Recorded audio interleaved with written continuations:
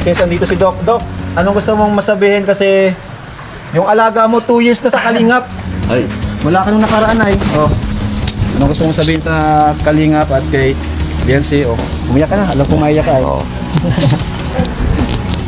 Wala umalis ka na bro. Ang masasabi ko lang sa Umiyak na naman. nangyari sa buhay ni Biancy, Ano ba yung totoo ba yan? Hindi ko nahanap kung totoo sa inyo. ako'y nagpasalamat ng marami sa Kalingap, sa iyo, Boss Ram, sa pagtanggap mo kay Biancy.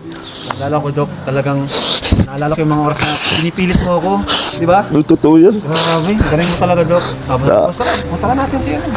Pasalamat ako kasi kung di dahil sa iyo, Kung hindi na-scout si Biancy, hindi siya makikilala na Ed. hindi talaga, boss. Kung siya yung naka-scout sa kanya, walang EDC. Wala talaga. Kasi muntik na niyang ma-scout si Biancy. Kaya nga po, talagang tinadhana po talaga para sa akin si Biancy.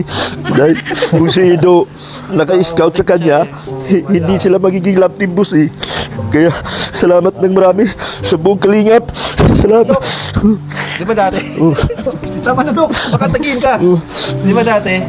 May kalap team sa S, pero si Biancy pinakatumagal. Yun, totoo yan, boss. Nagpasalamat talaga ako. At hindi tumagal yung kanilang relasyon. Doy, yung love team nila. At si Biancy talaga ang tinadhana para kay Boss Ido. Salamat ng marami, Boss Ido. Bumata pa si Des ngayon kasi bumalik yung kanyang hairline. Oh, Oh. totoo. Ay, pugi mo na, Boss Ido. I love you. 25 years old. Grabe ka. 25 years old na siya. Grabe ka, Boss Ido. Talaga, iba ka talaga. Pero grabe no, nakakatawa. 2 years na tayo.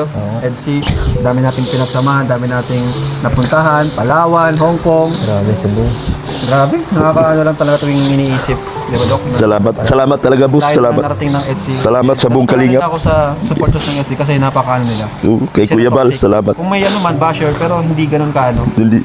Kumbaga, Totoo sila, Boss. Totoo sila. iba kasi yung ano eh, malalaman mo kasi yung toxic kapag hindi na nila mahal ang Kalingap. Totoo yan, Boss. Ang EDC, mahal pa rin nila ang Kalingap. Totoo yan, Boss. Totoo po talaga yan.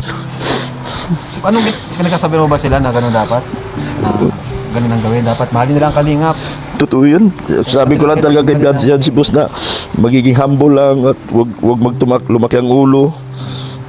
Para mapagtagumpayan natin ang lahat ng ito. Nakakarinig kay Biancy ng reklamo. Wala po. Talagang Nakakarinig kay Biancy ng ano, kahit ang dami niyang nagsasabi ng ano sa kanya, kung ano-ano.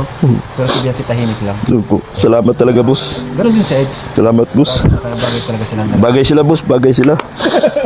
Yan, happy anniversary, second anniversary. Sana katatlong taon, ika-apat na taon, 5, 6. Malibak ka pa rin. Sana pa po, magtagal pa talaga kayo. Huwag kang umalis, maghihirap ako. Huwag umalis ka. Huwag kang umalis. Bumalik ka na naman. Maghihirap dyan ako. Yari ka na naman sa mga ano, anti-doc. Anti-Dr. Love, mahalin nyo naman ako. Huwag nyo naman ako kinukontra lagi. Kaya, ayun. So, thank you. Salamat. Thank you, Biancy. Thank you sa Etsy.